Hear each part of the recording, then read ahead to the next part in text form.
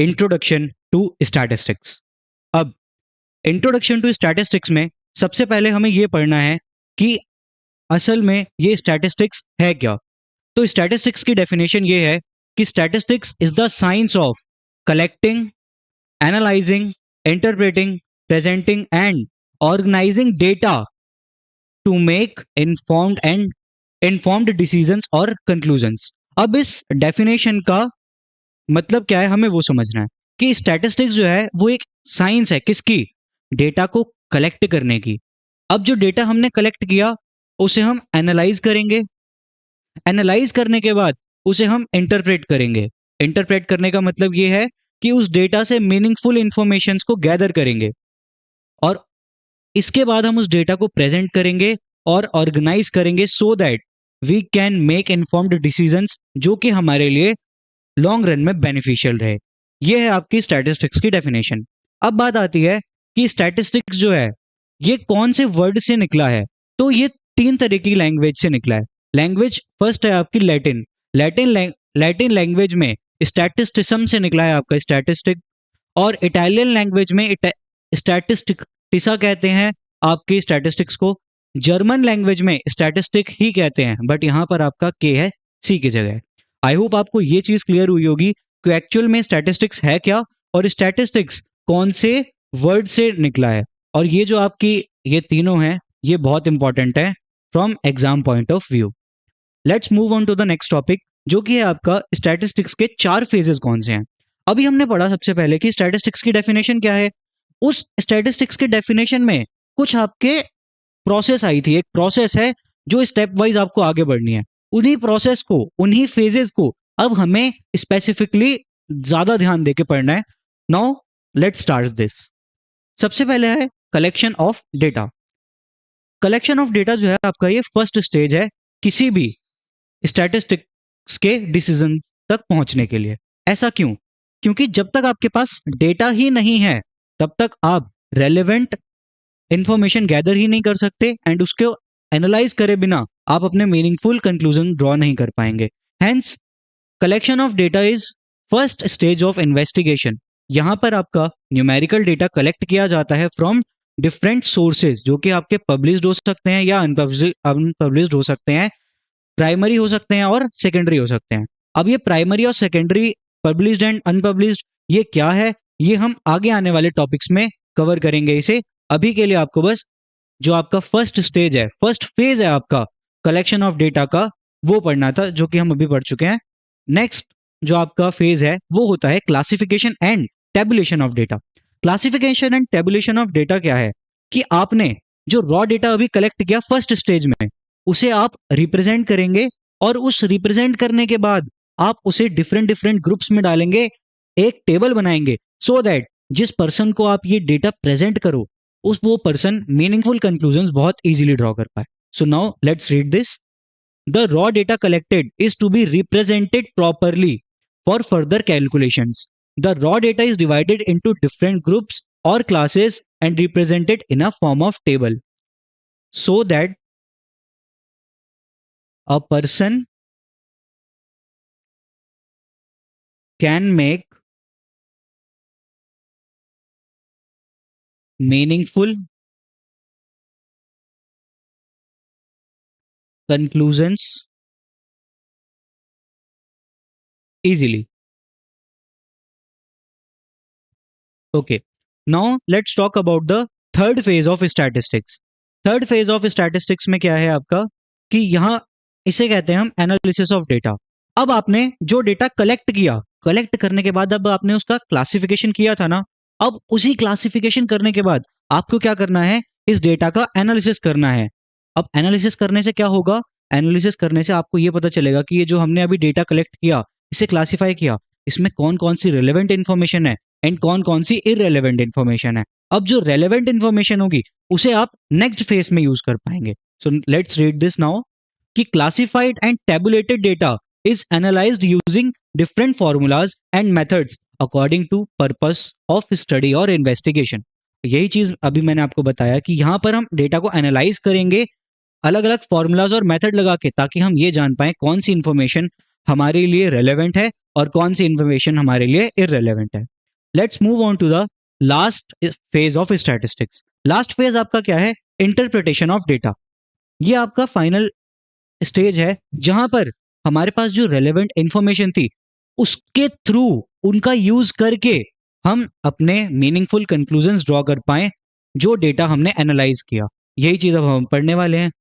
At the final stage यानी at the last stage of statistics, relevant conclusions are drawn after the data is thoroughly analyzed. I hope आपको ये 4 phases of statistics clear हुए होंगे. Let's move on to the next topic now. Next topic है आपका importance of statistics. अब statistics की क्या importance है, कौन सी फील्ड में importance है, हमें उसको बहुत thoroughly study करना है।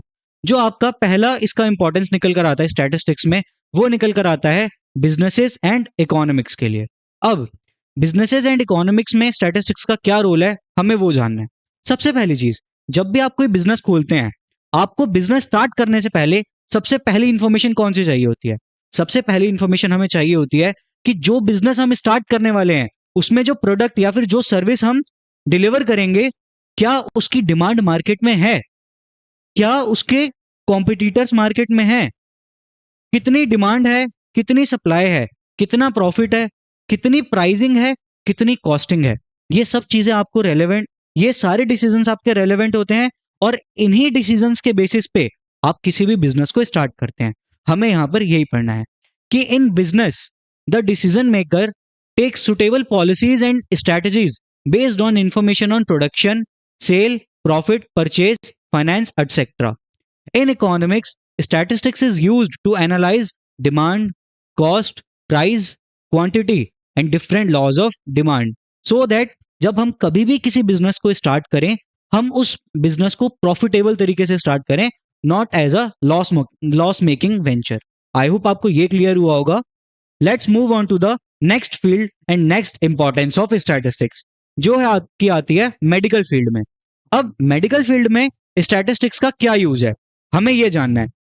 जो आपकी क्लिनिकल रिसर्च की जाती है कि अब कौन सी मेडिसिन की डिमांड ज्यादा है, जैसे अभी पीछे कोविड-19 आया था हमारा कोरोना वायरस, उस टाइम पे कुछ पर्टिकुलर दवाइयों की ही डिमांड ज्यादा थी। अब ऐसा क्यों हो रहा है? क्योंकि लोगों के जो हमारे कोविड के केसेस थे वो बहुत जल्द रैपिडली इंक्रीज हो रहे थे। अब उसकी वजह से एक पर्टिकुलर मेडिसिन की जब डिमांड ज्यादा आई, क्योंकि वो डिजीज तेजी से फैल रहा था, तो यहां पर हमें स्टैटिस्टिक्स का यूज करना था, हमें डेटा कलेक्ट करना था कि एक महीने के अंदर कितने परसेंटेज से हमारी डिमांड बढ़ी है, सो दैट हम अगले महीने कब जो दवाइयों का प्रोडक्शन है उसे एडवांस में कर सकें और जो हमारे पास डिमांड आ रही है दवाइयों की उसे हम फुलफिल कर सकें। यही चीज अब हमें पढ़नी है कि clinical research involves investigating proposed medicine treatments, assessing the relative benefits of competing therapies and establishing optimal treatment combinations. Now let's move on to the next field. वो आपकी क्या है? Weather forecast. अब वेदर फॉरकास्ट हम बहुत बार हम देखते हैं कि हमारे फोन में हमारे पास आता है कि आज टेम्परेचर कितना हाई है, लोएस्ट टेम्परेचर कितना जाएगा, रेन होने की कितनी प्रोबेबिलिटी है, कितने बजे कितना टेम्परेचर होगा, या इस समय बारिश होगी, इस समय बादल होंगे, इस समय धूप होगा। ये सारी चीजें क्या होती हैं? हमारी वेदर फॉरकास्टिंग के थ्रू हमें पता चलती हैं। वेदर फॉरकास्टिंग में भी आपका स्टैटिस्टिक्स का यूज होता है और प्राइमरीली इसमें रिग्रेशन टेक्निक्स और फिर टाइम सीरीज एनालिसिस का यूज होता है, जिससे हम पास्ट के डेटा को यूज करके निकालते हैं और करंट की कंडीशंस को उसके साथ मैच करके निकालते हैं कि आज का वेदर कैसा होगा। यही चीज यहाँ पे लिखी है कि statistical methods like regression techniques and time series analysis are used in weather forecasting. Now, stock market में किस तरीके से हम यूज करते हैं अपने स्टैटिस्टिक्स को, हमें वो पढ़ना है। तो स्टॉक मार्केट में क्या होता है, हमें ये जानना होता है, हमें कंपनी के चार्ट्स को स्टडी करना होता है कि इस कंपनी ने पिछले साल कितना प्रॉफिट कमाया था, पिछले साल कितनी सेल्स की थी, इसका कौन कौन से रेशियो किस तरीके से वर्क कर रहे हैं, कंपनी में क्या प्रमोटर में कितना इन्वेस्ट किया है।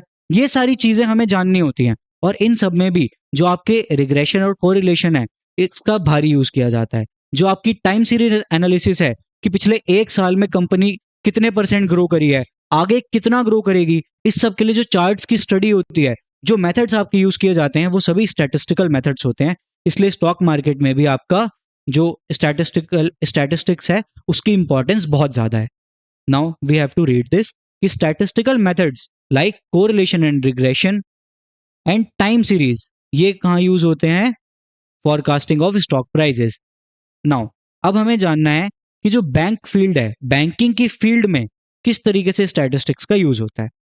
तो देखिए, हमें हमेशा जो आरबीआई होता है वो अपनी गाइडलाइंस इशू करता है बैंक्स के लिए कि उन्हें अपने जो डिपॉजिट्स उनके पास आ रहे हैं उसका कितने परसेंट लोन आगे देना है, क्या रेशियो होना चाहिए, जो पर्सन आ रहा है हमारे पास उसकी क्या क्रेडिबिलिटी होना चाहिए, उसका क्रेडिट स्कोर क्या होना चाहिए लोन देने के लिए, रेट ऑफ इंटरेस्ट क्या होना चाहिए, किस रेट ऑफ इंटरेस्ट पे आरबीआई को ये बैंक्स पैसा रीपे करेंगे, क्योंकि जो बैंक्स होते हैं वो भी बहुत बार आरबीआई से अमाउंट बोरो करते हैं. तो जो हमारे बैंक्स हैं वो किस रेट पे आरबीआई को पैसा वापस करेंगे, ये सारी चीजें आरबीआई अपनी गाइडलाइंस में इशू करता है. और ये सारी चीजें कैसे निकाली जाती हैं? Through the use of statistics. यहाँ पे देखिए, in banking industry credit policies are decided based on statistical analysis of profitability, demand deposits, time deposits, credit ratio, number of customers and many other ratios. इन सभी का use करके RBI जो है वो गाइडलाइंस इशू करती है to the banks. Now last है जो आपका इंपॉर्टेंस जो आपकी स्टैटिस्टिक्स में हमें पढ़नी है वो ये है कि स्पोर्ट्स में किस तरीके से स्टैटिस्टिक्स का यूज किया जाता है. लेट्स टेक एन एग्जांपल कि एक प्लेयर है ए, एक प्लेयर है बी. अब प्लेयर ए जो है उसने रन बनाए आपके 0 पहले मैच में, दूसरे मैच में बनाए 2 और लास्ट मैच में उसने बनाए 98 रन. वेयर एज जो आपका प्लेयर बी है उसने आपके पहले मैच में रन बनाए 30, दूसरे मैच में बनाए 35 और तीसरे मैच में भी बनाए 35. अब अगर आपको अब देखिए, इन दोनों प्लेयर्स ने टोटल में तो रन 100 बनाए हैं, लेकिन आपको इन दोनों में से एक ही प्लेयर को सिलेक्ट करना है, तो आप किस प्लेयर को सिलेक्ट करेंगे? ये सारे यूज इस केस को भी हम किस में स्टडी करते हैं? स्टैटिस्टिक्स में. बाय द वे, ये जो आपका ये क्वेश्चन है इसका आंसर जो है वो हम पढ़ेंगे नेक्स्ट चैप्टर में, जो कि आपका measures of dispersion and measures of central tendency. जब हम वो चैप्टर का हमारा पढ़ रहे होंगे उस टाइम पे इस टाइप के क्वेश्चंस हम करेंगे and then we will find कि कौन से प्लेयर को हमें चूज करना है. तो स्पोर्ट्स में किस तरीके से यूज किया जाता है स्टैटिस्टिक्स को? Now we have to read that कि players use statistics to identify and rectify their mistakes. A proper understanding of statistics determines the success of a team or single athlete. यहाँ पे एक जो ये पहला वाला आपका पॉइंट है कि प्लेयर जो है वो यूज करते हैं स्टैटिस्टिक्स को अपनी मिस्टेक्स आइडेंटिफाई करने के लिए. ये इसलिए होता है कि प्लेयर्स ये देखते हैं कि मेरा प्रीवियस परफॉर्मेंस कैसा था और उसके बेस पे मुझे कौन सी ट्रेनिंग करनी है जिससे मैं अपनी स्किल्स को और एनहेंस कर पाऊं. तो ये आपका यूज होता है स्टैटिस्टिक्स का और ये होती है आपकी overall importance of statistics. Now we have to study the next topic which is functions of statistics. तो स्टैटिस्टिक्स का सबसे पहला फंक्शन क्या है? कि जो स्टैटिस्टिक्स है ये आपके जो डिफरेंट फैक्ट्स हैं जो हमने डेटा कलेक्ट किया था उसमें हमारे पास डिफरेंट फैक्ट्स आए थे, उसे स्टैटिस्टिक्स एक डेफिनाइट फॉर्म में प्रेजेंट करता है. जो दूसरा फंक्शन है स्टैटिस्टिक्स का वो ये है कि ये जो हमारा कॉम्प्लेक्स डेटा है उसे सिंप्लीफाई करता है.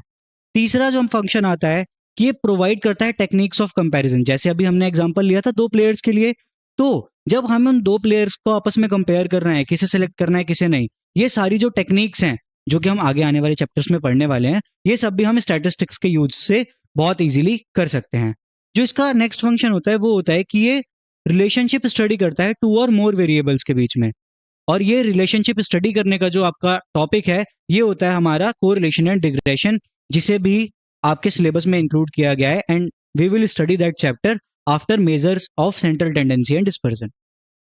पांचवा फंक्शन होता है हमारे स्टैटिस्टिक्स का कि ये हेल्प करता है इन फॉर्मुलेटिंग पॉलिसीज.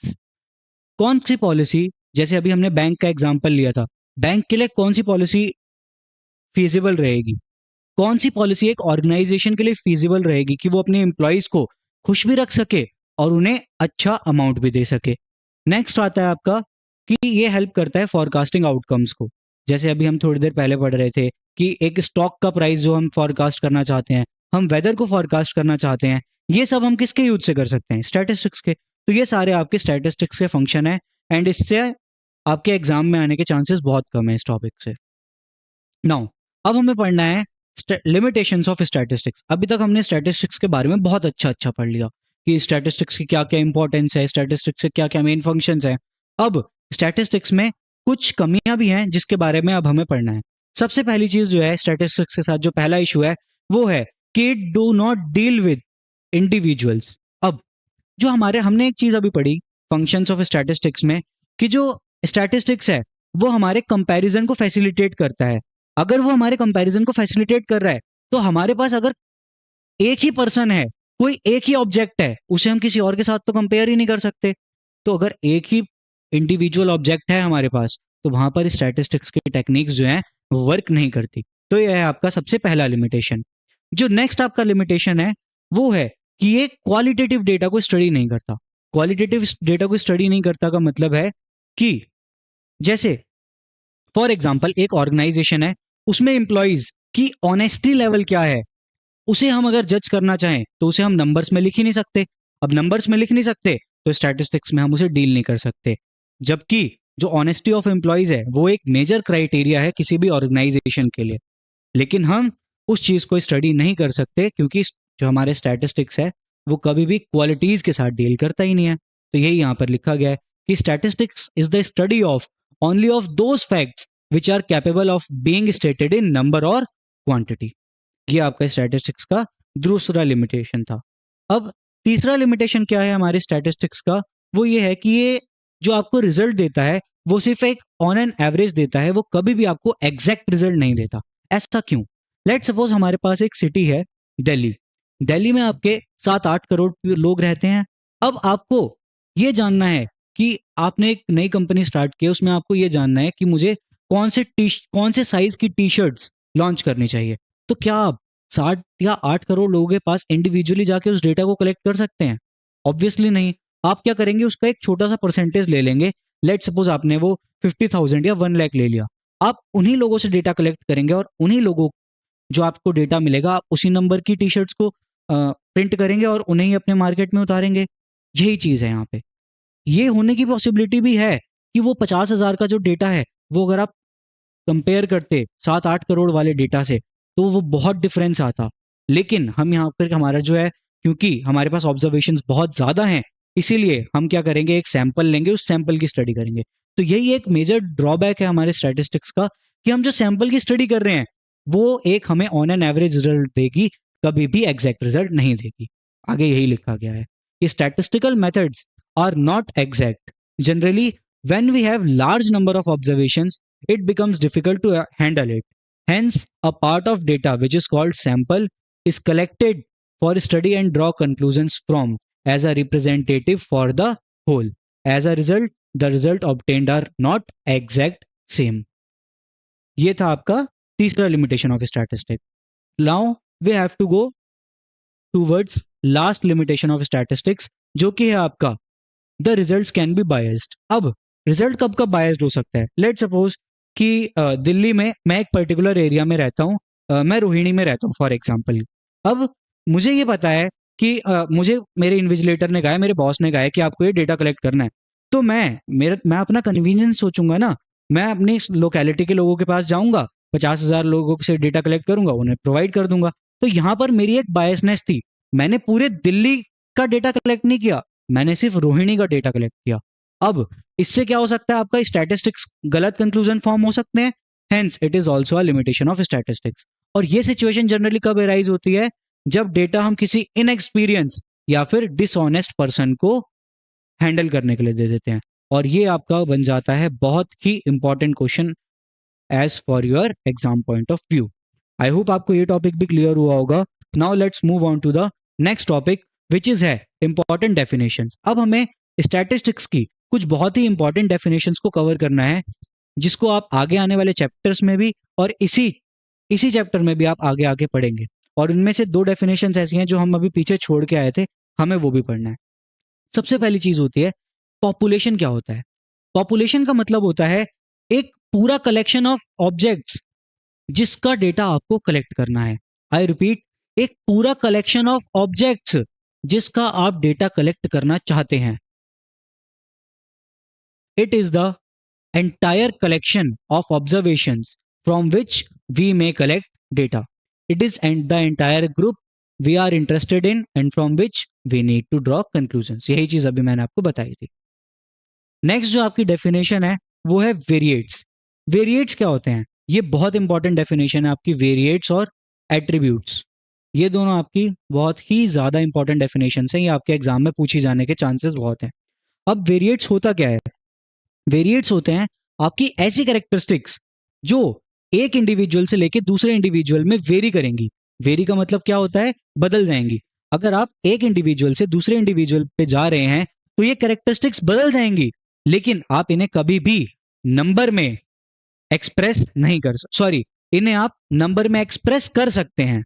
आई रिपीट, ऐसी कैरेक्टरिस्टिक जो एक इंडिविजुअल से दूसरे इंडिविजुअल में जाते ही बदल जाएंगी और आप इन्हें नंबर में एक्सप्रेस कर सकते हैं, उसे क्या कहते हैं हम? Variate.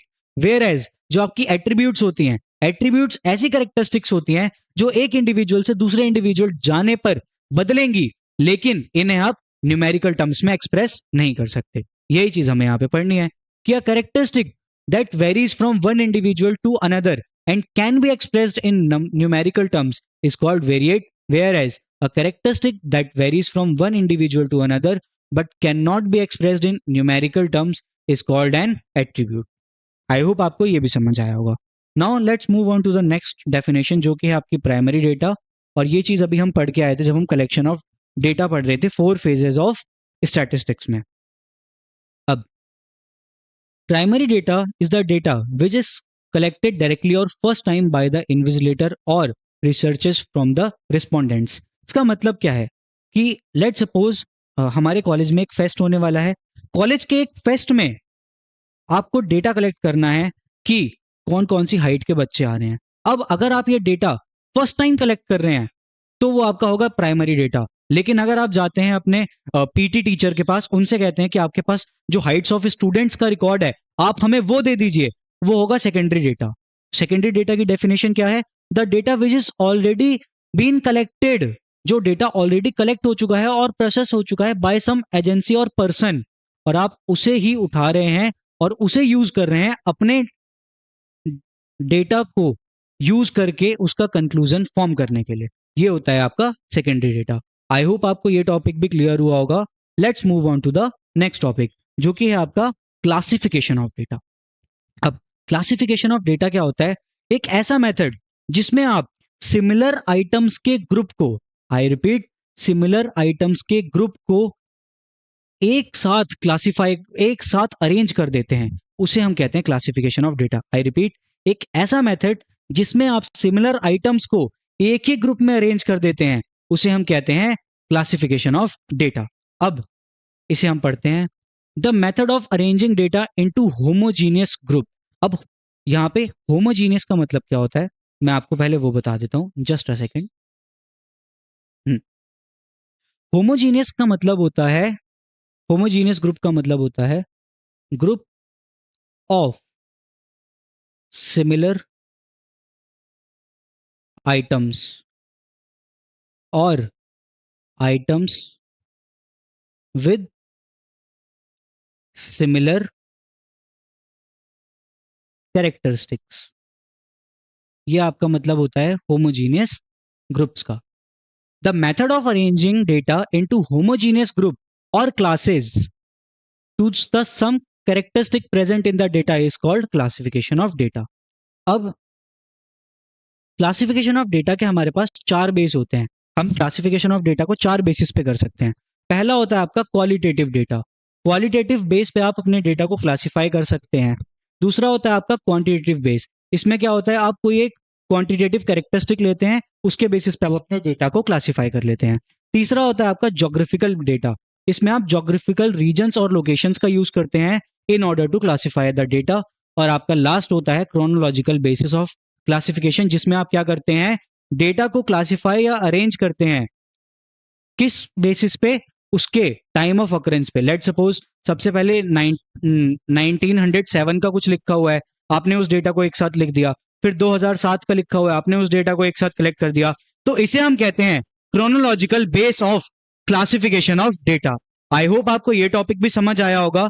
Let's move on to the next topic जो कि है आपका जस्ट अ सेकेंड, जो कि है आपका टाइप्स ऑफ क्लासिफिकेशन। अभी तक हमने क्या पढ़ा कि क्लासिफिकेशन होता क्या है और कौन कौन से बेसिस पे आप डेटा को क्लासिफाई करेंगे।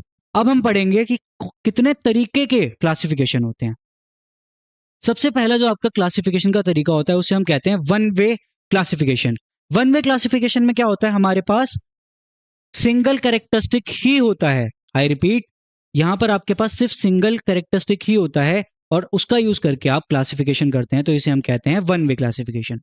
टू वे क्लासिफिकेशन क्या होता है, जब हमारे पास दो कैरेक्टरिस्टिक्स होते हैं एक ही टाइप के डेटा में, आपके एक ही डेटा जो आपने ऑब्जर्व किया उसमें दो कैरेक्टरिस्टिक्स एक साथ आ गए हैं, अब हमें उन्हें क्लासिफाई करना है, इसे हम कहते हैं टू वे क्लासिफिकेशन। और आपका लास्ट वे होता है मल्टी वे क्लासिफिकेशन, जिसमें आपको दो से ज्यादा कैरेक्टरिस्टिक्स मिले हैं एक ही डेटा में, जिसमें आपको दो से ज्यादा कैरेक्टरिस्टिक्स मिले हैं एक ही डेटा में और उसे आपको क्लासिफाई करना है, इसे आप क्या कहेंगे, multi way classification. I hope आपको ये क्लियर हुआ होगा। Let's move on to the next topic now, जो कि है आपका फ्रीक्वेंसी डिस्ट्रीब्यूशन। अब फ्रीक्वेंसी डिस्ट्रीब्यूशन पढ़ने से पहले आपको यह समझना होगा कि फ्रीक्वेंसी होती क्या है। तो फ्रीक्वेंसी क्या होती है आपकी, उसे हम पढ़ते हैं सबसे पहले। If the value of variable occurs twice और more in a given series of observations, then the number of occurrences of the value is termed as frequency of that value।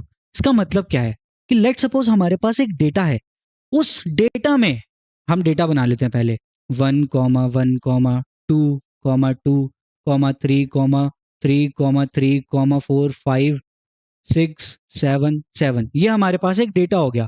अब ये डेफिनेशन हमसे कह रही है कि कोई भी वेरिएबल जो दो या दो से ज्यादा बार एक ही गिवन सीरीज में आ रहा है, तो जितनी बार वो हमारा वेरिएबल रिपीट हो रहा है उसे हम कहेंगे फ्रीक्वेंसी।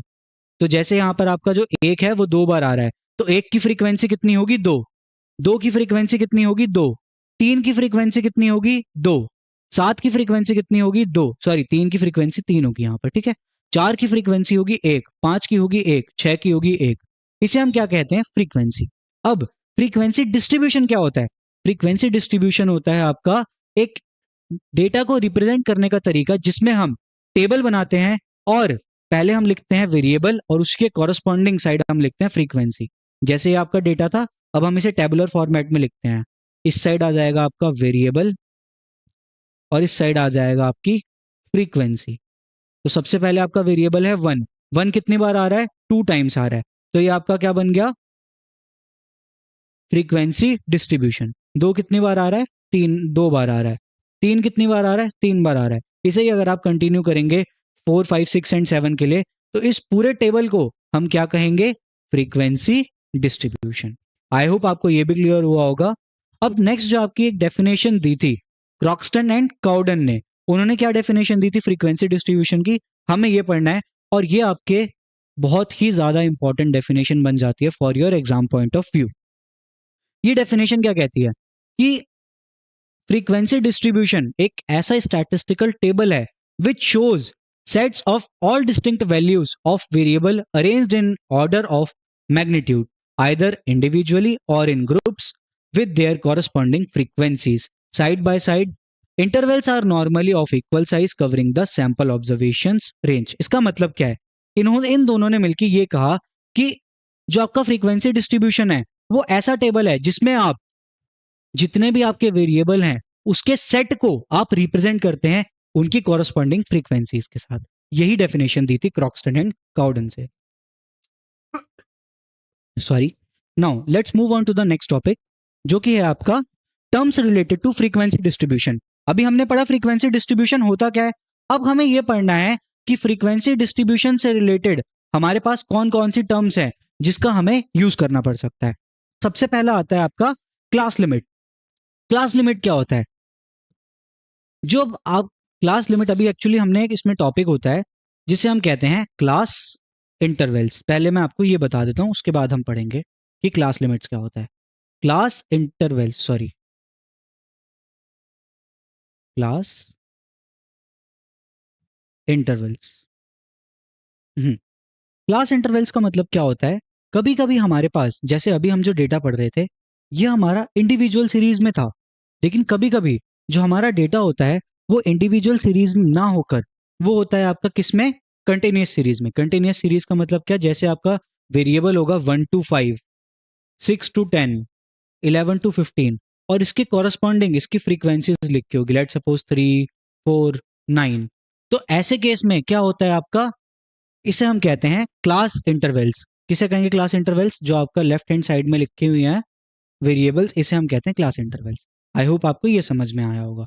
अब हमें पढ़ना है कि क्लास लिमिट्स क्या होती हैं। तो क्लास लिमिट्स होती हैं, ये फॉर्म की जाती हैं दो वैल्यूज से, जिसे हम कहते हैं class limits. The lower value is known as lower class limit and the upper value is known as upper class limit. अभी हमने जैसे पढ़ा 1 to 5, अब इसमें 1 जो था पूरी उसमें क्लास इंटरवल में, 1 को हम कहेंगे लोअर क्लास लिमिट और 5 को हम कहेंगे upper class limit. I hope आपको ये समझ में आया होगा। Let's move on to the next term, जो है आपकी क्लास लेंथ और क्लास विड्थ। क्लास लेंथ और क्लास विड्थ क्या होता है, difference between upper and lower limit is known as class length और क्लास विड्थ। देखिए यहां पर फॉर्मूला भी लिखा है, upper limit minus lower limit is known as class length. जैसे 5 है आपकी अपर लिमिट, 1 है आपकी लोअर लिमिट, तो 5 - 1 कितना होगा, 4। तो ये जो आपकी क्लास है पर्टिकुलर, इसमें आपकी क्लास लिमिट क्या, क्लास लेंथ क्या आएगी आपकी, 4। नेक्स्ट है आपका मिड वैल्यू और क्लास मार्क। मिड वैल्यू का मतलब क्या होता है, कोई भी आपकी जो एक क्लास इंटरवल है उसका एग्जैक्टली बीच का पॉइंट, उसे आप क्या कहते हैं, मिड वैल्यू और क्लास मार्क। और ये कैसे निकलता है, lower limit plus upper limit divided by 2। तो जो अब हमने डेटा बनाया था उसमें क्या निकलेगा, ये 1 + 5 डिवाइडेड बाय 2, जो कि निकल कर आया आपके पास 3। आई होप आपको ये भी समझ में आया होगा। Let's move on to the next terms, जो कि है आपकी अब रिलेटिव फ्रीक्वेंसी। रिलेटिव फ्रीक्वेंसी बहुत सिंपल सी बात कहती है कि अगर आप फ्रीक्वेंसी ऑफ अ क्लास को डिवाइड कर देंगे टोटल फ्रीक्वेंसी से, तो वो हमारी क्या बन जाएगी, रिलेटिव फ्रीक्वेंसी। इसी का बड़ा भाई होता है हमारा परसेंटेज फ्रीक्वेंसी। वो क्या कहता है कि class frequency divided by total frequency, जो कि आप अभी रिलेटिव फ्रीक्वेंसी में कर रहे थे, उसे अगर आप 100 से मल्टीप्लाई कर दोगे तो हमारे पास आ जाएगी परसेंटेज फ्रीक्वेंसी। नेक्स्ट होती है आपकी जो टर्म होती है, वो होती है फ्रीक्वेंसी डेंसिटी। फ्रीक्वेंसी डेंसिटी कहती है कि एक जो आपकी एक पर्टिकुलर क्लास है, एक पर्टिकुलर क्लास इंटरवल है, वो कितनी डेंस है, उसमें कितना ज्यादा डेटा कंप्रेस किया गया है, उसे अगर हमें स्टडी करना है तो वो हम किससे करते हैं, फ्रीक्वेंसी डेंसिटी से, जिसका फॉर्मूला होता है class frequency divided by width of the class. Width of the class क्या होती है आपकी, क्लास लेंथ, जो कि निकाली जाती है upper limit minus lower limit से। आई होप आपको समझ में आया होगा ये भी। Now let's move on to the next term, जो कि है आपकी open end class interval. Open end class interval क्या है कि जब आपके पास, हमने क्लास इंटरवल्स बनाई, ऐसी क्लास इंटरवल्स हमने बनाई हैं जिसमें हमारे पास या तो हमें लोअर लिमिट का नहीं पता या हमें अपर लिमिट का नहीं पता। आई रिपीट, या तो हमें लोअर लिमिट नहीं पता फर्स्ट क्लास की, या हमें अपर लिमिट नहीं पता लास्ट क्लास की। तो ऐसे केस में हम इन क्लास इंटरवल्स को क्या कहेंगे, ओपन एंड क्लास इंटरवल। इसका एक छोटा सा एग्जांपल मैं देता हूं। जैसे आपकी पहली क्लास है बिलो 10, उसके बाद आपका डेटा है 11 to 20, फिर है आपका 21 to 30। अब इसमें आपको बिलो 10 गिवन है, क्या आपको लोअर लिमिट पता है, नहीं पता। क्या पता ये 5 to 10 हो, क्या पता ये 0 to 10 हो, या क्या पता ये 8 to 10 हो। ये तो हम सिर्फ गेस कर सकते हैं ना, हमें एग्जैक्ट आंसर तो नहीं पता। ऐसी क्लासेस को, ऐसी क्लास इंटरवल को हम क्या कहते हैं, open end class interval. I hope आपको समझ में आया होगा। If yes, then now we have to move on to the more terms related to frequency distribution. पहली जो हमारे पास आ रही है वो है एक्सक्लूसिव टाइप क्लास इंटरवल। अभी जो हम पढ़ रहे थे वो, अभी हम क्लास इंटरवल्स के बारे में पढ़ रहे थे यहाँ पे कि बिलो 10, 11 to 20, 21 to 30, इन्हें हम क्या कहते हैं, क्लास इंटरवल्स कहते हैं। इसके दो टाइप होते हैं, एक होता है आपका एक्सक्लूसिव, दूसरा होता है आपका इंक्लूसिव। एक्सक्लूसिव में क्या होता है, जो upper limit of a class होती है, upper limit of a particular class होती है, उसे हम एक्सक्लूड कर देते हैं और उसे यूज करते हैं नेक्स्ट क्लास की लोअर लिमिट के तौर पे। आई नो आपको ये समझ में नहीं आया होगा, तो उसके लिए आपको एक एग्जांपल देता हूं। ये क्या होती है आपकी, किस तरीके की होती है, 0 से 10, 10 से 20, 20 से 30। अब देखिए,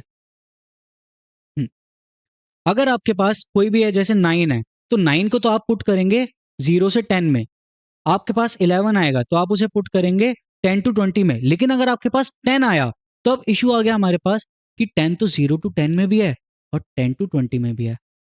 इसे हम कैसे करेंगे?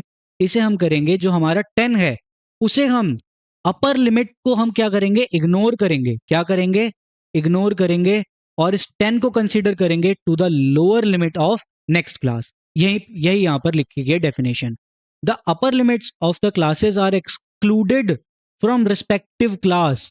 ये अपर लिमिट थी, इसे हमने ये अपर लिमिट है इस क्लास की, इसे हमने एक्सक्लूड कर दिया इस क्लास से, और इसे हमने किस में कंसीडर किया है? नेक्स्ट क्लास की फ्रीक्वेंसी में, and put in the next class while considering the frequencies. I hope आपको ये समझ में आया होगा।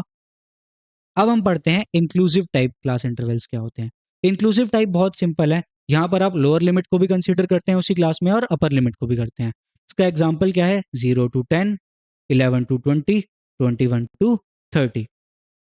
अब इसमें आपका अगर 10 आएगा तो 10 को आप इसमें लेंगे, 11 आएगा तो आप इसमें लेंगे, 20 आएगा तो भी आप इसमें ही कंसीडर करेंगे। इसे हम क्या कहते हैं? Inclusive type class intervals. Here both the lower and upper class limits are included in the class intervals while considering the frequency of respective class. अब हमें अगली टर्म पढ़नी है जो कि हमारी क्लास बाउंड्री। क्लास बाउंड्री क्या होती है? जब हमें इंक्लूसिव क्लास इंटरवल को एक्सक्लूसिव क्लास इंटरवल में कन्वर्ट करना है। आई रिपीट, जब हमें इंक्लूसिव क्लास इंटरवल को एक्सक्लूसिव में कन्वर्ट करना है तो हम किसका यूज करते हैं? क्लास बाउंड्री का। इसका मैं आपको एक एग्जांपल देता हूं, just a second.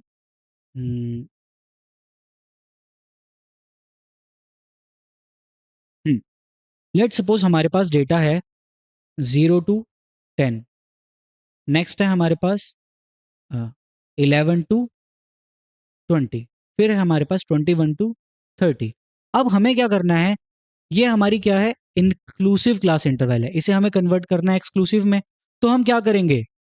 Lower limit of a class minus upper limit of preceding class divided by 2। I repeat, lower limit of a particular class minus upper limit of preceding class divided by 2।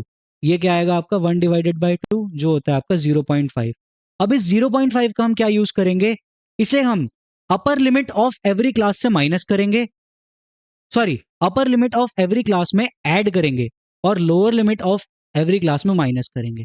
तो ये क्या होगा आपका? 0 से 10.5, क्योंकि हमने add किया 0.5 को 10 में तो ये 10.5 हुआ। 11 में से हम 0.5 को माइनस करेंगे, वो क्या आएगा आपका? 10.5। तो नेक्स्ट आपका बन जाएगा 10.5 से 20.5, क्योंकि हमने 20 में भी 0.5 ऐड किया। 21 में 0.5 माइनस किया तो कितना आएगा? 20.5 माइनस 30.5। तो ये आपका क्या बन गया अब? Exclusive class intervals. तो अगर हमें इंक्लूसिव से एक्सक्लूसिव में जाना है तो हम किसका यूज करते हैं? क्लास बाउंड्रीज का। Let's start with the session. तो सबसे पहले हमारे पास एमसीक्यू आ रहा है, वो है select whether the given statement is true और false. Statistical methods can't be applied for individual values of the observations. Question आपसे क्या कह रहा है कि जो हमारे स्टैटिस्टिकल मेथड्स हैं वो हम इंडिविजुअल वैल्यूज ऑफ ऑब्जर्वेशंस के लिए नहीं लगा सकते। तो ये जो आपका स्टेटमेंट है ये है फॉल्स। अब ऐसा क्यों? हमने एक चीज पढ़ी थी जब हम डेटा पढ़ रहे थे कि दो टाइप की सीरीज होती हैं। पहली होती है आपकी कौन सी? Ungrouped data. दूसरा होता है आपका ग्रुप्ड डेटा। ग्रुप्ड डेटा में आपके पास दो टाइप होते हैं, पहला होता है डिस्क्रीट सीरीज, दूसरा होता है कंटिन्यूअस सीरीज। तो जो हमारे पास अनग्रुप्ड डेटा होता है, अनग्रुप्ड डेटा में हमारे पास इंडिविजुअल वैल्यूज ही तो होती हैं। किस तरीके से होती हैं? 3, 4, 2, 9, 11, 17, एंड फिर हमने इसका मीन मीडियन मोड निकालना भी सीखा था। तो इस टाइप के डेटा को हम क्या कहते हैं? इंडिविजुअल वैल्यूज कहते हैं। एंड इनमें भी तो हम स्टैटिस्टिकल मेथड्स का यूज करते हैं। हेंस जो आपका ये स्टेटमेंट गिवन था कि स्टैटिस्टिकल मेथड आप कभी भी अप्लाई नहीं कर सकते इंडिविजुअल वैल्यूज के लिए, ये स्टेटमेंट आपका क्या है? फॉल्स है। आई होप आपको समझ में आया होगा। Now let us move on to the next question. Next question आपसे क्या कह रहा है? Which of the following is the correct definition of statistics? Statistics की करेक्ट डेफिनेशन क्या है? The study of numerical data, the science of collecting, analysing, interpreting, presenting and organising data. Option B is your correct answer. जब हमने सबसे पहला अपना lecture record किया था, उस लेक्चर में हमने सबसे पहले यही चीज़ सीखी थी कि हमारी स्टैटिस्टिक्स होता क्या है, इंट्रोडक्शन टू स्टैटिस्टिक्स था। तो ये आपका इंट्रोडक्शन टू स्टैटिस्टिक्स में हमने यही डेफिनेशन पढ़ी थी किसकी, स्टैटिस्टिक्स की। Now let's move on to the next question. Next question आपसे क्या कह रहा है कि what is the primary importance of statistics in banking. Banking में आपकी प्राइमरी इंपॉर्टेंस क्या है स्टैटिस्टिक्स की? To help in determining interest rate. जो आपका इंटरेस्ट रेट होता है वो तो आरबीआई डिसाइड करके देता है, तो ये तो आपका गलत आंसर हो गया। To collect and present data for decision making, यही है आपका correct answer. To predict stock trends, ये तो ट्रेडर्स के लिए होता है, बैंक के लिए होता ही नहीं है। To maintain bank records, bank records के लिए स्टैटिस्टिक्स की इंपॉर्टेंस नहीं होती, बैंक रिकॉर्ड के लिए जो आपकी इंपॉर्टेंस होती है वो होती है अकाउंटेंसी की, इसलिए ये भी गलत है। तो आपका करेक्ट आंसर है option number B. Let's move on to the next question. And next question आपसे कह रहा है which of the following is a limitation of using statistics in banking. अगर हम स्टैटिस्टिक्स का यूज करते हैं बैंकिंग में तो क्या आपका एक लिमिटेशन है? It provides accurate results every time, तो ये तो आपका लिमिटेशन नहीं हुआ, ये तो आपका एक एडवांटेज हुआ, तो ये आपका ऑप्शन नहीं है। It does not consider the subjective judgements of banker, यही आपका करेक्ट आंसर। जो सब्जेक्टिव जजमेंट एक बैंकर लेता है, स्टैटिस्टिकल जो है उसे कंसिडर नहीं करता। क्यों? क्योंकि statistics deal with only quantitative data, और जो जजमेंट है वो तो एक क्वालिटी है किसी बैंकर की, इसलिए ये जब क्वांटिटेटिव डेटा से ही डील करता है, क्वालिटेटिव डेटा से डील ही नहीं करता, इसलिए ये उसे कंसिडर नहीं करेगा। Hence option number B is your correct answer. Next question आपसे ये कह रहा है which of the following is first step in the process of data collection. Data collection के लिए हमें सबसे पहले क्या करना होता है? ऑर्गेनाइजिंग ऑफ डेटा नहीं। Defining the objective of study, yes. जब सबसे पहले हम क्या करते हैं, डिफाइन करते हैं ऑब्जेक्टिव ऑफ स्टडी को, उसके बाद हम डेटा को कलेक्ट करते हैं, देन ऑर्गेनाइज करते हैं, उसके बाद प्रेजेंट एंड हमारा एनालाइज होता है। तो आपका जो ऑप्शन है वो option number B is only correct answer, तो इसे हम मार्क कर देते हैं। ओके, उसके बाद है हमारा नेक्स्ट क्वेश्चन। वो आपसे क्या कह रहा है which method of data collection involves gathering data directly from respondent. अगर हम रिस्पोंडेंट के पास डायरेक्टली जा रहे हैं, लेट सपोज हमारे पास क्या है 100 पीपल हैं, हम उनसे डायरेक्टली डेटा चाहते हैं, तो कौन से मेथड से हम इनसे डायरेक्टली जाके बात करेंगे एंड डेटा कलेक्ट करेंगे? ऑब्जर्वेशन, ऑब्जर्वेशन में तो हम सिर्फ ऑब्जर्व करते हैं पूरी पॉपुलेशन को, किसी से जाके बात नहीं करते। एक्सपेरिमेंटेशन, एक्सपेरिमेंटेशन अगर आपका इन्वॉल्व हो जाता है तो वहां पे आपके सैम्पलिंग मेथड्स लग जाते हैं, तो यहाँ पे आपका ऑप्शन नंबर बी भी गलत है। ऑप्शन नंबर सी सर्वे, यही आपका करेक्ट आंसर है। क्यों? क्योंकि सर्वे ही एक ऐसा मेथड होता है जहां पे आप सर्वेयर जाता है, जिसे आपका डेटा चाहिए वो जाता है किसके पास? रिस्पोंडेंट के पास, और उससे डेटा लेता है एंड उस डेटा को हुई अक्यूमुलेट करता है। सिमुलेशन, सिमुलेशन में भी हम एक तरीके का ऑब्जर्वेशन करते हैं, उसी से हम मैथमेटिकल अपना एक मैथमेटिकल फंक्शन बनाते हैं, तो इसलिए सिमुलेशन भी आपका करेक्ट आंसर नहीं है। Let's move on to the next question. Next question आपसे क्या कह रहा है what is the purpose of data classification in statistics. हम डेटा क्लासिफिकेशन क्यों करते हैं स्टैटिस्टिक्स में, वो आपसे पूछना चाह रहे हैं यहाँ पे क्वेश्चन। तो to analyse the raw data, गलत। एनालाइज तो हम बाद में करेंगे, पहले तो हमें डेटा को कलेक्ट करने के बाद क्लासीफाई करना है। To organise data into groups और कैटेगरीज, यही आपका correct answer. Let's move on to the next question. Which of the following is an example of qualitative data. तो क्वालिटेटिव डेटा जो है आपका वो कौन सा एग्जाम्पल है? इंटरेस्ट रेट परसेंटेज, ये तो आपका क्वांटिटी में होता है, तो इसे आप नहीं कह सकते। लोन रिपेमेंट पीरियड, ये भी आपके नंबर्स में होता है। ट्रांजैक्शन अमाउंट, ये भी आपके नंबर्स में होता है। Customer satisfaction rating, good, average, poor, तो ये आपका है क्या? Qualitative data. कि गुड ये भी एक क्वालिटी है, एवरेज भी क्वालिटी है और पुअर भी क्वालिटी है। अगर यहाँ पे लिखा होता customer satisfaction rating 1 to 5, 1 to 5 का एक स्केल होता कि कस्टमर हमें किस पे रेटिंग दे सकते हैं, तब ये एक क्वांटिटेटिव डेटा बन जाता, लेकिन ऐसा नहीं है, इसलिए ये क्या है आपका? क्वालिटेटिव डेटा है। आई होप आपको समझ में आया होगा। Now let's move on to the next question. Next question हमसे क्या कह रहा है which of the following is true about secondary data in statistics. Secondary data क्या होता है? जो हम डेटा किसी पर्सन ने ऑलरेडी कलेक्ट किया था, उसे हम अपनी स्टडी के लिए यूज कर रहे हैं, उसे हम कहते हैं क्या? Secondary data. It is collected by researcher directly from the respondent, नहीं, ये तो हम किसी और का डेटा कलेक्ट किया हुआ यूज कर रहे हैं। It is the data that has already been collected by someone else for a different purpose, yes, ये है आपका करेक्ट स्टेटमेंट। किसी और ने डेटा कलेक्ट किया होता है बट हम उसे यूज करते हैं। नेक्स्ट क्वेश्चन आपसे कह रहा है अब what does the term tabulation mean in statistics? जो आपकी टर्म है टेबुलेशन, ये क्या कह रही है स्टैटिस्टिक्स में? The process of collecting averages? नहीं। The organisation and presentation of data in tables? Yes, tabulation में हम डेटा को टेबल्स में लगाते हैं, जहां पे जनरली एक साइड आपका क्या होता है, वेरिएबल, एंड दूसरी साइड होता है उसकी frequency. Let's move on to the next question. ये क्वेश्चन आपसे क्या कह रहा है? Which of the following is a limitation of data classification? जो हम डेटा को क्लासिफाई करते हैं उसकी लिमिटेशन क्या होती है? It makes data more meaningful? ये तो गलत है। ये तो हमारे लिए क्या है, एक एडवांटेज है कि डेटा ज्यादा मीनिंगफुल बन जाता है। It is not suitable for large data set? ये तो आपका पूरा स्टेटमेंट ही गलत है, क्योंकि हमारा हमेशा सुटेबल ज्यादा होता है लार्ज डेटा सेट के लिए।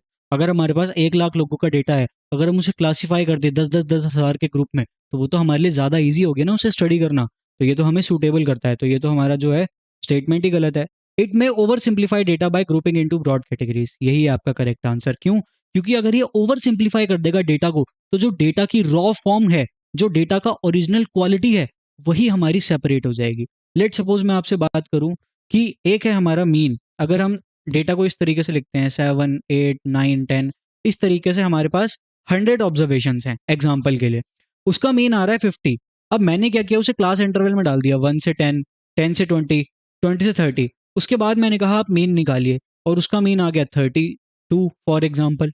तो यहाँ पे तो क्या हो रहा है, यहाँ पे हमारा मीन ही गलत आ गया। क्यों? क्योंकि हमने डेटा को ज्यादा ही क्लासिफाई कर दिया। ज्यादा क्लासिफाई करने की वजह से क्या हुआ, जो डेटा का ओरिजिनल फॉर्म था वो लूज हो गया। Now let's move on to the next question. ये क्वेश्चन आपसे क्या कह रहा है? What is the main purpose of cumulative frequency table? Cumulative frequency table क्या होता है? एक साइड आपकी एक्स होता है, फिर फ्रीक्वेंसी, उसके बाद cumulative frequency 10 20 30। Frequency let suppose है 7 2 1। तो क्यूमुलेटिव फ्रीक्वेंसी में हम क्या करते हैं, पहले यहाँ तक की जितनी डेटा होती हैं, 20 तक की जितनी भी फ्रीक्वेंसीज हैं उनको ऐड करते हैं। तो 7 + 2 कितना होता है, 9। उसके बाद 30 तक की जितनी फ्रीक्वेंसीज होंगी उन्हें ऐड करेंगे। 7 + 2 + 1 कितना होता है, 10। तो इसके पीछे का मेन पर्पस क्या होता है? To represent data graphically? नहीं, to show the total frequency accumulated up to the point. Yes, option B is correct answer. हम क्या करना चाहते हैं, जो टोटल फ्रीक्वेंसी आई है एक सर्टेन पॉइंट तक, उसे हम दिखाना चाहते हैं किसका यूज करके, क्यूमुलेटिव फ्रीक्वेंसी का यूज करके। Let's move on to the next question. Which of the following is a disadvantage of using statistical analysis of banking? जो हम स्टैटिस्टिकल एनालिसिस का यूज करते हैं बैंकिंग में, उसका एक सबसे बड़ा डिसएडवांटेज क्या है? It can handle large amount of data effectively? तो ये तो हमारा गलत है ना, ये तो हमारे लिए एक एडवांटेज हो गया, हमें डिसएडवांटेज निकालना है। It also provide insights and trends? तो ये भी गलत, ये भी हमारा, ये तो एक एडवांटेज है, डिसएडवांटेज थोड़ी है, इसलिए गलत है। It does not always account for outliers और एक्सट्रीम वैल्यूज? ये है हमारा एक डिसएडवांटेज कि ये क्या करता है, जो एक्सट्रीम वैल्यूज होती हैं, एक्सट्रीम वैल्यूज को स्टैटिस्टिक्स कभी भी अच्छे से समझ ही नहीं पाता। क्यों? हम निकालते हैं मीन, मीन निकल कर आता है बीच में। हम निकालते हैं क्या, मोड, मोड होती है एग्जैक्ट बीच की वैल्यू जो डेटा को 2 भागों में बांटे। सॉरी, मोड आपका क्या होता है, मोड होता है जो आपका सबसे ज्यादा बार जो डेटा रिपीट होता है। मीडियन क्या होती है, जो आपके डेटा को 2 भागों में बांटे। तो ये जितनी भी वैल्यूज हैं ये बीच में आती हैं, ये कभी भी एक्सट्रीम वैल्यूज, एक्सट्रीम वैल्यूज क्या होती है, जो सबसे पहले होती है या सबसे बाद में होती है। ये जो हमारे स्टैटिस्टिकल एनालिसिस होता है, ये कभी भी एक्सट्रीम वैल्यूज को कंसिडर ही नहीं कर पाता। इसलिए यही आपका एक डिसएडवांटेज है। Now let's move on to the next question. Okay, next question आपसे क्या कह रहा है? What is the purpose of data collection in the context of banking? To prepare a report for management, to generate statistical analysis only? ये भी गलत है। क्यों? क्योंकि हमें जो रिपोर्ट है मैनेजमेंट की, वो स्टैटिस्टिक्स का काम नहीं है, वो अकाउंटेंसी का काम है। इसलिए ये हमारा पर्पस है ही नहीं डेटा कलेक्शन का। To generate statistical analysis only, अगर हमें सिर्फ एनालिसिस करनी है, क्या उसके लिए ही हम सारा डेटा कलेक्ट करते हैं? नहीं। To capture relevant and accumulate information, accurate information for decision making? यही आपका करेक्ट आंसर। जो हम रेलिवेंट एंड एक्यूरेट इंफॉर्मेशन चाहते हैं डिसीजन बनाने के लिए, कंक्लूजन्स ड्रॉ करने के लिए, उसके लिए ही हम क्या करते हैं, डेटा कलेक्शन करते हैं for banking purposes. Now let's move on to the last question of this class. In the classification of data what is the role of class intervals? Class intervals क्या होते हैं हमारे? 0 से 10, 10 से 20, 20 से 30। तो इनका रोल क्या है क्लास इंटरवल का क्लासिफिकेशन ऑफ डेटा में, हमें वो समझना है। To represent data graphically? नहीं। To calculate median and mode? नहीं। To find out the average of data set? नहीं। To group data into meaningful categories based on range? Correct है, यही है। क्यों? क्योंकि हम डेटा को मीनिंगफुल कैटेगरीज में डाल रहे हैं रेंज के बेसिस पे। यहाँ पे आपकी रेंज क्या हो जाएगी? 10 माइनस 0, ये हो जाएगी आपकी रेंज। सॉरी, ये तो हो जाएगी आपकी क्लास हाइट आएगी, क्लास साइज आएगा। रेंज क्या होता है आपका? Highest value minus lowest value, तो यानी 30 माइनस 0, ये हो जाएगी आपकी यहाँ पे रेंज। इस तरीके से हम क्या करते हैं, क्लास इंटरवल्स को क्रिएट करते हैं। क्लास इंटरवल कितनी क्लास होनी चाहिए, इसका हमने क्या फॉर्मूला सीखा था एमसीक्यू मैराथन में? उसका हमने फॉर्मूला सीखा था highest value minus lowest value divided by number of classes. इससे हमें मिलता है क्या? क्लास साइज मिलता है। और अगर हमें ये जानना हो कि नंबर ऑफ क्लासेस कितनी चाहिए, उसके लिए करते हैं highest value divided by lowest value divided by class size, कितना हमें क्लास साइज चाहिए। ये दो फॉर्मूलाज का यूज करके हम निकाल पाते हैं कितना क्लास साइज होना चाहिए या कितनी नंबर ऑफ क्लासेस होनी चाहिए। आई होप आपको ये क्वेश्चन भी समझ आया होगा। एंड विद दिस क्वेश्चन आज का ये जो सेशन होता है वो यहीं एंड होता है। आई होप आपको आज का सेशन समझ आया होगा। If yes, then please hit the like button, subscribe to this channel. Also, please join this Telegram group using this QR code for all the further updates, PDF, and link related to these sessions. Thank you so much, everyone, for attending this session. Please comment down your reviews so that we can deliver the content more effectively. Thank you so much, everyone.